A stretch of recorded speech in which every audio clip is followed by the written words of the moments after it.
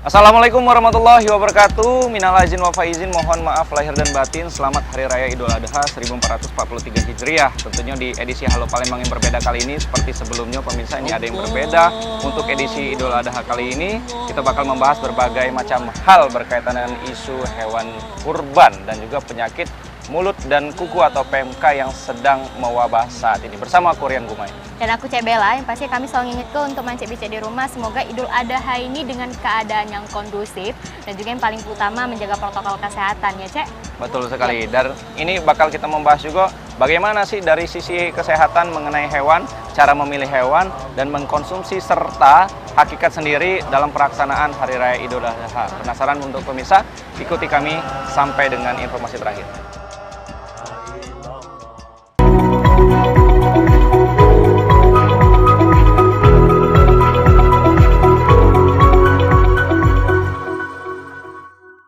Nah pemirsa, tentunya perayaan Hari Raya Idul Adha yang diselenggarakan atau dirayakan oleh umat muslim tentunya ini identik dengan perayaan hewan kurban.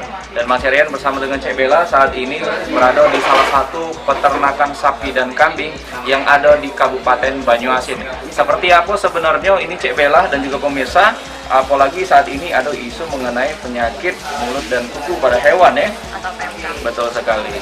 Dan akan kita telusuri seperti apa sih kriteria yang memungkinkan untuk menjadi hewan kurban. Kita ikuti. Dan pemirsa, sepertinya ini terlihat di depan kita ada bapak-bapak ya yang sedang memeriksa keadaan hewan sapi, begitu Cek Bella ya. Dan langsung saja kita coba bertanya. Selamat pagi Pak. Selamat pagi. Ya. Mas Rian, Ya. Bella. Sehat ya Pak? Alhamdulillah. Alhamdulillah sehat. Ini dengan siapa Pak ya? Ini teman-teman saya ini di pengurus Perhimpunan Dokter Hewan Indonesia, ada Dokter Giat, ada Dokter Desi, itu ada Dokter LC, kemudian itu Dokter Weni. Ini Dokter LC ini bendahara. Kemudian Dokter Weni ini sekretaris PDHI. Oke, jadi Pak Dokter Zafrijal ini selaku ketua Perhimpunan Dokter Hewan Indonesia. Baik, dan pemirsa, kali ini kita berkesempatan langsung berbicara dan ini langsung kepada ahlinya seperti itu Cek Bella ya. Dan kalau kita lihat di sini, nah ini banyak sekali hewan-hewan sapi ini Dok. Dan tentunya ini ada isu yang masih bergulir mengenai hewan kurban. Bisa dijelaskan Dok, seperti apa ini kriteria hewan yang layak untuk dilakukan untuk hewan kurban tadi Dok? Jadi hewan kurban ini ada persyaratannya. Yang pertama ini adalah hewan ternak. Hewan ternak itu sapi, kambing, domba, kerbau, ya kan, dan juga onta. Nah di kita ini ada kambing, kerbau, domba, sama sapi, ya.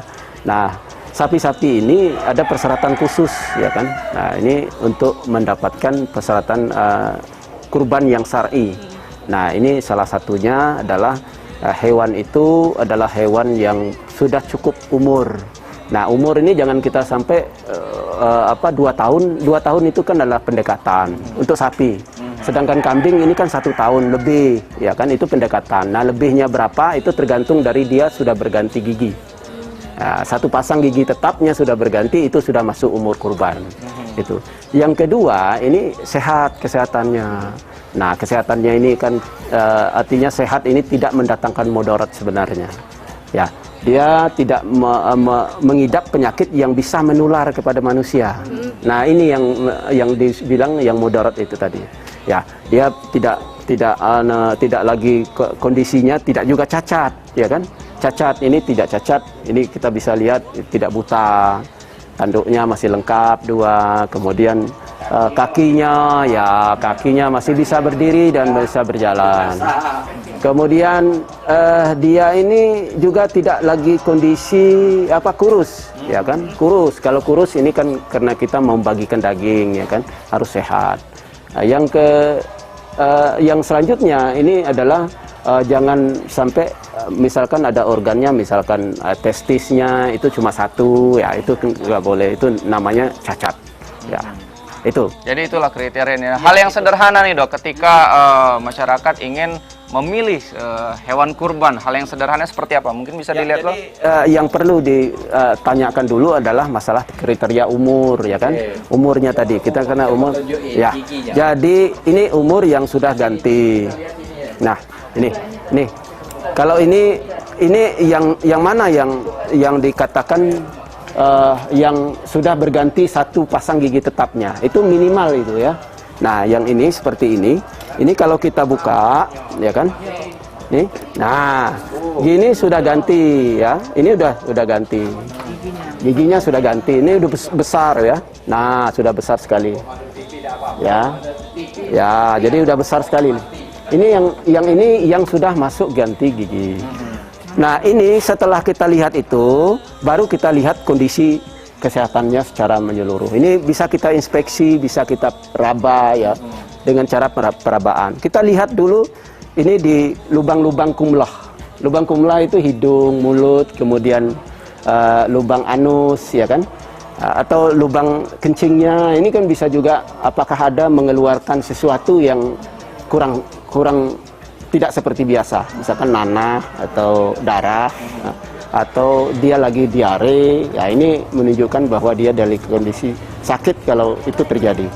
Jadi dilihatnya tadi dari gigi. Dari gigi, ya ini menunjukkan bahwa dia sudah masuk umur, ya kan? Setelah itu baru kita lihat dari hidungnya. Ini kalau dia sehat, kalau demam, ini kita pegang begini, ya itu hangat, ya hangat. Kemudian kering, ya itu nandanya kan hewan itu demam. Tapi kalau ini dia basah, ya kan? Basah, kemudian kalau dingin itu nandanya dia sehat. Ya. Menular nggak sih dok sebenarnya kalau ketika kita akan menyentuh hewan yang kita ragukan ya begitu? Ya, hewan ini selain selain penyakit, ada penyakit yang menular banyak sekali. Makanya kita memang harus menangani hewan ini harus menjaga juga protokol kesehatan ya. Jadi kalau di istilah itu kan APD-nya, alat pelindung diri. Ya, masker, ya sarung tangan. Ini untuk menghindari supaya kita jangan terinfeksi. Karena ada penyakit TBC itu kan dari virus, dari bakterinya sapi, ya.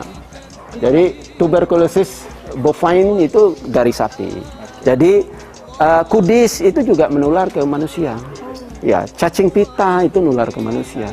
Ya kan? Brucellosis itu menular ke manusia, antrak bisa menular ke manusia. Nah, ini kita memastikan bahwa kondisi sapi ini tidak terinfeksi penyakit-penyakit yang menular seperti itu Mbak Bella. Kalau misalnya ada salah satu di hewan kita nih kena wabah penyakit PMK tadi, iya. Untuk mekanismenya itu ada apa dok? Ya, jadi penyakit PMK ini adalah penyakit yang sangat menular ya, sangat menular ini. Saya katakan sangat menular karena kalau kena satu dia akan cepat sekali nyebar. Ya kan, mudah sekali kena udara, ditiup oleh udara atau diantarkan oleh lalat, ini bisa cepat sekali nyebar. Ya, jadi penyakit ini hanya menyerang hewan berkuku belah. Jadi kuku belah itu sapi, kambing, domba, babi, ya kan, kerbau, ya rusa itu bisa kena. Nah, penyakit ini saat ini kan sedang mewabah di Indonesia. Tapi yang perlu diketahui bahwa penyakit ini bukan tidak berbahaya bagi manusia. Ya, penyakit ini kalau ciri-cirinya itu adanya leleran pada mulut, kemudian demamnya tinggi, kemudian di kukunya ini terjadi infeksi. Nah, sariawan lah istilah kita kan, sariawan dengan infeksi kuku. Tapi kalau ini sudah ditangani nih. Ya kan, sudah pada kena semua. Jadi di Palembang sini sudah 95% kemarin sudah kena. Ya kan, jadi sekarang sudah pada pulih semua. Ya, sudah pada pulih semua. Jadi masyarakat jangan takut ini PMK ini karena sudah tidak tidak bermasalah bagi kesehatan orang, dan juga ini tidak ya kalau mudah ditangani lah. Ya kan? Nah, apalagi sekarang ini kan sudah ada vaksinnya, vaksin sudah datang kan. Jadi ini hanya menular lebih cepat kepada hewan antar hewan saja. Baik, dan ini bagaimana dok sebenarnya untuk himbauan kepada masyarakat memilih tempat-tempat peternakan yang sudah teruji klinisnya? Apakah sudah ada satu bentuk sertifikat, sudah ada pengunjungan survei dari Dinas Kesehatan ataupun Dinas Peternakan terkait, dan juga bersama dengan dari Persatuan Dokter Hewan ini sendiri. Namun kita akan iklan dulu setelah yang satu ini. Buat pemirsa jangan kemana-mana, masih akan kita membahas lebih lanjut, tetap bersama kami di Nah, baik dok, kalau untuk perbandingan dari umur antara kambing dan sapi untuk rentan kena PMK itu berapa? Ya, jadi kalau PMK ini, kalau saya lihat di lapangan ya, karena ada pedet pada sapi ini, ada pedet, ada sapi besar. Pedetnya itu sehat-sehat saja, ya kan? Pedet sehat. Padahal dalam teorinya itu katanya yang rentan itu yang umur muda. Ya, tapi kan kalau di lapangan saya menemukan itu berbeda. Itu sapi-sapi yang besar yang terkena.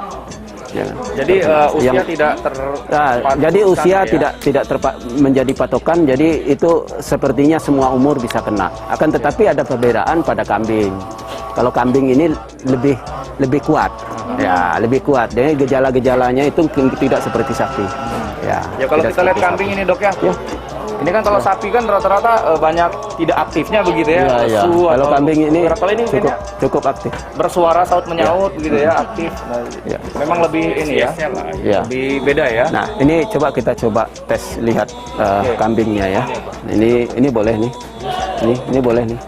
Ini kalau bisa dilihat ini nih. Coba ditarik nih.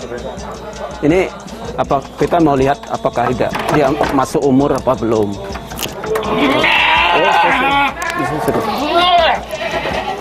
Ya. Nah, udah pegang ya. Ini kalau lihat kambing juga gini, ya. Nah, ini sudah ganti nih. Kalau yang gini, ada yang masih kecil-kecil, ya, kecil-kecil gigi. Jadi kecil begini, dia bisa masuk umur. Ya. Tapi kalau kambing-kambing yang jenis jenis begini, ini kadang-kadang bisa tidak masuk umur. Ya, ini kan sudah besar-besar ini. Dari giginya itu bisa kita lihat. Kita cek. Coba yang ini. Yang ini. Oh, ini yang besar nih. Iya, biar kelihatan mana yang itu. Ya, ini yang besar. Nah, ini udah ganti ini. Kalau gini udah ganti ini. Ini udah senior. Ya, ini udah senior. Sebenarnya ngaruh nggak dok dari pola makan ini? Kalau pola makan ini pengaruhnya kepada genetik ya. Oke. Genetik ini kalau ini peranakannya PE, peranakan ongol. Kalau ini masih ada kambing kacangnya, ya kan? Jadi ada campuran dari kacang. Nah, kita mau lihat mana yang belum masuk, ya. Belum masuk Coba usia, kita, belum masuk usia. Nanti kita bisa lihat perbedaan antara kuping, antara giginya. Ya, coba ini. Pegang. Ya, pegang ya. Ini aku rasa ini mudah-mudahan sih belum. Wah, ini sudah juga. Sudah masuk. Kita biasanya kalau yang belum masuk itu giginya halus-halus. Ya, halus-halus. Sama dengan sapi tadi. Ya. Jadi memang patokannya juga persis ya, tidak ya, ada sama, tidak ada perbedaan. Begitu ya, ya, tapi kita tidak menemukan kambing yang belum masuk. Ya. Ini di peternakan ini layak semua. Ya. Dok, sebenarnya kalau dari Persatuan Dokter Hewan ini sendiri, koordinasi atau langkahnya sendiri ini terhadap dinas terkait itu seperti apa nih? Ya, jadi, karena fakta ini sudah banyak nih isu PMK sendiri. Ya, jadi kalau domainnya masalah PMK ini kan tentu di pemerintah. Kalau kita sebagai organisasi profesi ini sebagai menjadi mitra, ya kan? Kalau ini kan kita diajak untuk kolaborasi, ya karena dokter-dokter kita yang anggota PDHI kan juga banyak di pemerintahan dan Ketua Perhimpunan Dokter Hewan Pusat pun juga sudah menginstruksikan kepada semua anggota PDHI untuk ikut membantu dalam penanganan PMK. Dari dinas terkaitnya sendiri, apakah menghimbau atau membuat satu label pada peternak-peternak, yang ini layak uji atau tidak, seperti apa nih? Ya, kalau tahun kemarin, kalau Kota Palembang ini kan sudah langkahnya kan sudah bagus, tapi tahun ini kan tidak dilanjutkan, ya kan? Tahun kemarin kan ada sertifikasi peternaknya. Tahun ini kan udah expired itu, ya kan? Mestinya kan ini dilanjutkan untuk sertifikasi dan diulang sertifikasi itu dan mestinya menambah ya kan, karena kalau kemarin informasi dari dinas sendiri kan 26, padahal peternak penjual hewan kurban ini ada 216 ya kan, 16. Jadi kalau di Kota Palembang ya, apalagi di Sumsel kan. Nah ini termasuk peternakan ini kan belum disertifikasi pedagangnya ya kan, peternaknya. Saya mengharapkan kita ini sertifikasi peternaknya, sertifikasi tempat penjualannya ya kan, sertifikasi hewannya yang dijual itu. Mungkin kalau hewannya yang dijual ini sertifikasi di satu tempat. Ini perlu dipikirkan ke depan, kita bikinkan suatu tempat penjualan hewan kurban.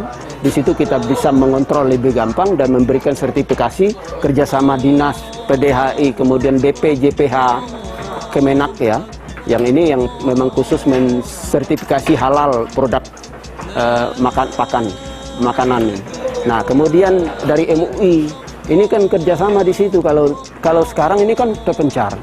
Kalau kita sertifikasi ini kan bisa saja malam itu masuk yang tidak sertifikasi. Jadi pengontrolannya akan lebih susah.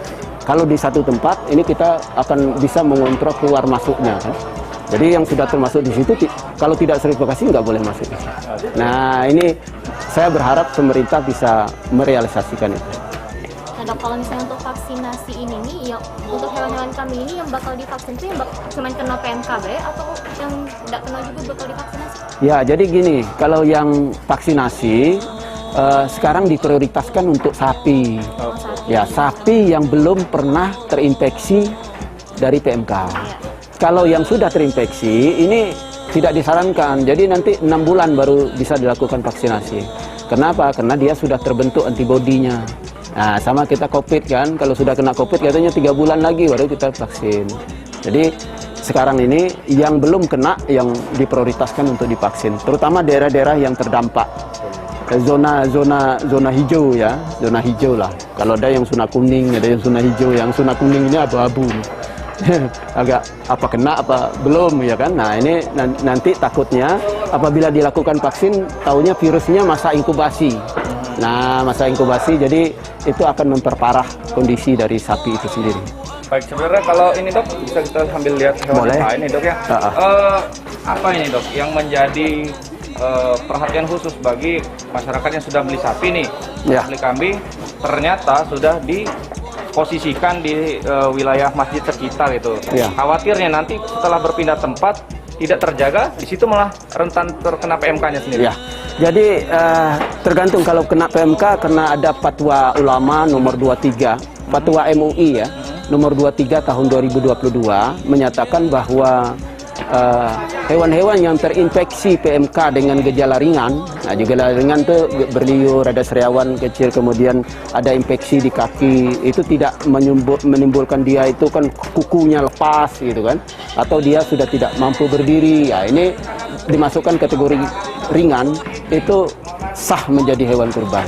Jadi jangan takut. Jadi kalau sudah berniat mau kurban, tapi yang penting itu syarat kurbannya yang jadi persoalan, ya kan? Syarat kurban ini harus diperhatikan tadi terkait dengan masalah sudah berganti gigi, ya itu yang penting kalau menurut saya. Ya, kondisi hewannya itu sendiri ya, sehat, kondisi hewan sehat dengan ketentuan yang mendukung. Ya. Nah, ketika ada yang terjangkit tapi tidak ketahuan dok, bahayakah bagi masyarakat yang mengkonsumsi makan dari hewan kurban ini sendiri? Ya, jadi kalau PMK ini karena bukan penyakit zoonosis atau foodborne disease, jadi aman untuk dikonsumsi. Aman dikonsumsi. Jadi yang ditakutkan dari hewan kurban ini yang misalkan dia terinfeksi PMK, itu takutnya kita dalam pengolahannya ini mencuci kemudian mencemari lingkungan itu, dan itulah yang menyebabkan dia bisa berpindah menular kepada hewan yang lain. Artinya dari limbah pun bisa ya? Iya, ini karena PMK ini kan penyakit ekonomi sebenarnya, ya kan, berdampak pada ekonomi. Satu, ekonomi peternak ini, bagaimana terjadinya dia tidak mau makan 3 hari misalkan, itu terjadi penurunan berat badan, ya kan. Bagaimana ada hambatan perdagangan internasional, apabila kita tidak bebas PMK, itu kita tidak bisa ekspor produk-produk yang terkait dengan masalah produk pangan asal hewan. Nah ini yang jadi ditakutkan. Jadi lebih kepada ekonomi daripada masalah terkait dengan kesehatan manusia. Baik, dan nanti akan kita coba ya telusuri bagaimana ini secara syariat agamanya dari tokoh agama. Ya. Tapi singkat dok, ini apa ini yang bisa dihimbau kepada masyarakat ini dok? Ya, satu yang pertama jangan takut, ya kan, untuk mengkonsumsi daging hewan kurban walaupun dia terinfeksi ringan terhadap PMK, ya kan. Adanya himbauan jeruan dibuang itu sebenarnya tidak juga terlalu mendukung karena itu penyakit ini tidak menular kepada manusia. Yang kedua untuk hewan kurban dengan gejala-gejala ringan itu sah sebagai hewan kurban. Ini Fatwa MUI nomor 23 tahun 2022. Ya. Jadi yang ketiga ini tetap saya mengajak kepada semua masyarakat untuk berhati-hati dalam pemilihan ini, ya kan, pemilihan hewan kurban ini dipastikan syarat umurnya, ini syar'inya ini terpenuhi. Ya. Yang kelima, saya berharap ini ke depan kita punya tempat penjualan hewan kurban khusus, ya kan. Pada saat sekarang ini masyarakat dihimbau untuk datang ke pasar hewan kurban yang sudah disertifikasi, baik pedagangnya, peternaknya, kemudian tempatnya juga kita sertifikasi. Baik, ya, jadi tiga hal tadi itu ya mengenai hewannya sendiri yang sehat dengan beberapa kriteria, kemudian jangan takut mengkonsumsi begitu ya, disampaikan tadi dan yang ketiga nih ke depan akan disarankan mengenai sertifikasi para peternaknya, kemudian hewannya, ya kan, untuk di satu tempat ya. Iya. Terima kasih Dr. Oke, terima kasih. Ketua PDHI Sumatera Selatan dan pengurus yang sudah ikut mendampingi. Alhamdulillah pemirsa kita berkesempatan dan akan kita lanjutkan setelah yang satu ini. Jangan kemana-mana, tetap bersama kami di Halo Palembang. Ya pemirsa, terima kasih masih bersama kami di Halo Palembang. Segmen pertama dan kedua tadi kita sudah di salah satu peternakan dan juga berbincang dengan Ketua Persatuan Dokter Hewan Indonesia Sumatera Selatan, Dokter Hewan Pak Saprijal, dan seperti apa tadi spesifikasi hewan yang layak untuk dijadikan kurban. Dan kali ini kita sudah bersama dengan salah satu tokoh agama Sumatera Selatan, ada Ustadz Ahmad Syahab, yang mana ini insya Allah buat pemirsa ada informasi yang akan disampaikan melalui dakwah beliau. Bagaimana sih sebenarnya secara pandangan agama Islam syariat atau syarat-syarat ya yang dilaksanakan agar setiap individu ini bisa melaksanakan hewan kurban ini untuk dijadikan kurban dalam perayaan Idul Adha. Assalamualaikum Ustaz. Waalaikumsalam warahmatullahi wabarakatuh. Sehat Ustaz? Alhamdulillah. Nah ini bersama dengan pemirsa PAL TV, momen spesial ini Cek Bella ya. Dan hari ini sebenarnya kita mau mendengarkan ini Ustaz, bagaimana sih sebenarnya ajaran agama Islam yang mengajarkan kepada kita nih, apakah ada syarat-syarat untuk setiap individu ini berkorban? Seperti apa Habib? Kalau syarat-syarat itu banyak ya di dalam hukum fikih, termasuk umur dari hewan tersebut, apakah harus di atas 2 tahun gitu, sudah ada semua syaratnya. Nggak boleh ada yang cacat permanen gitu ya. Nah semua ini biasanya apalagi terutama di Indonesia dan di negara-negara lain, biasanya itu semua diserahkan kepada ada tim dokter hewan itu tadi yang memantau setiap penjualan korban untuk korban ini tadi, sehingga kita hampir rata-rata ini tidak tahu apakah ini layak atau tidak, sehingga kita bertanya kepada orang yang penjual tersebut, apakah ini sudah layak, giginya sudah full atau belum, umurnya sudah masuk atau belum, karena kita masyarakat semua pasti awam. Nah disinilah butuh pemerintah, butuh kedokteran hewan yang terjun langsung ke mereka untuk memantau apakah mereka ini sudah syarat-syarat menurut syariat Islam. Tapi kalau masyarakat yang langsung ke mereka, oh lihat giginya itu nggak, mustahil, nggak akan mungkin. Jadi dibantu oleh yang penjual juga. Makanya carilah penjual yang kita kenal, yang jujur gitu kan. Nah kalau untuk secara agama Islam sendiri nih, ingin berkurban umat muslim, apakah ada syarat khusus tertentu? Apakah ada niat-niat khusus? Kemudian itu sebenarnya yang dikurbankan itu bolehkah untuk diri sendiri ataukah atas nama orang lain? Itu seperti apa penjelasan agama Islam? Rasulullah pernah berkorban 1000 unta. Dan Rasulullah juga pernah berkorban 1 hewan korban diniatkan untuk semua umat.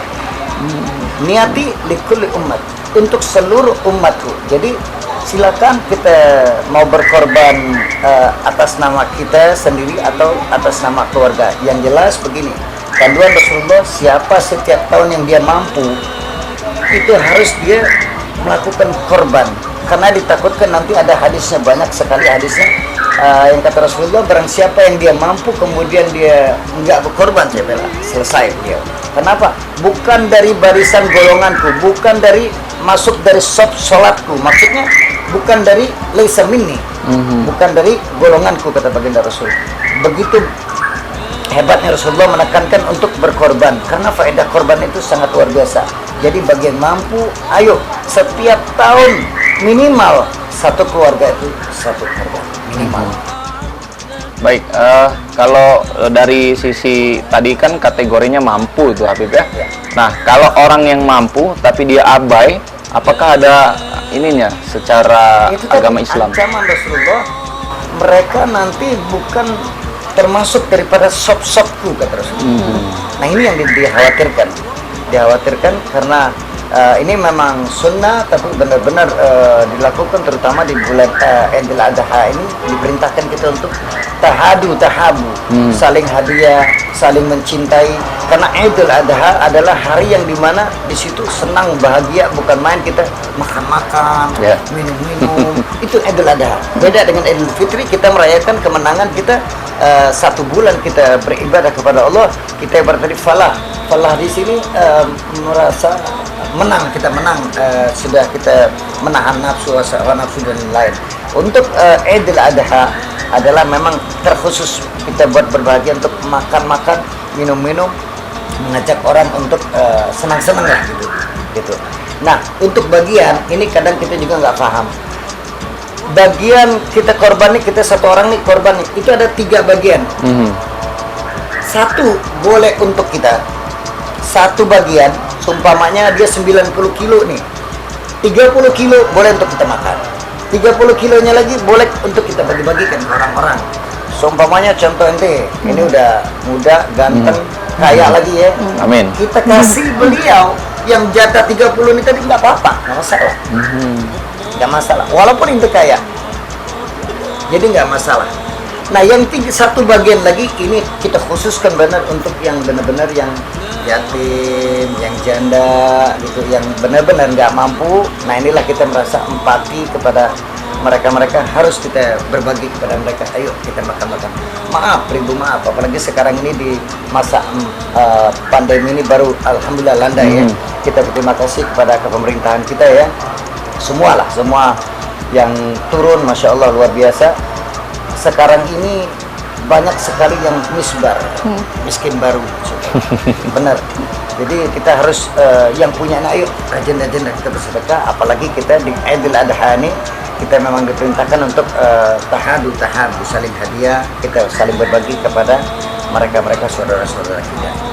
Nah Ustadz, kalau misalnya untuk nonis, itu apakah boleh mengikuti kurban ini atau menitipkan sapi untuk dikurbankan di saat Idul Adha nanti? Oh, jadi andai dia menitipkan, dia mengasih korban itu, ya silakan. Tapi yang jelas Allah tidak akan menentukan pahala ke mereka, tapi kebaikan itu akan dibalas dengan kebaikan. Sama seperti yang non bersedekah atau segala macam, beda dengan kita umat Islam dengan pahala-pahalanya. Tapi mereka dengan kebaikan mereka, famay'amal mithqala dzarrah khairan yarah.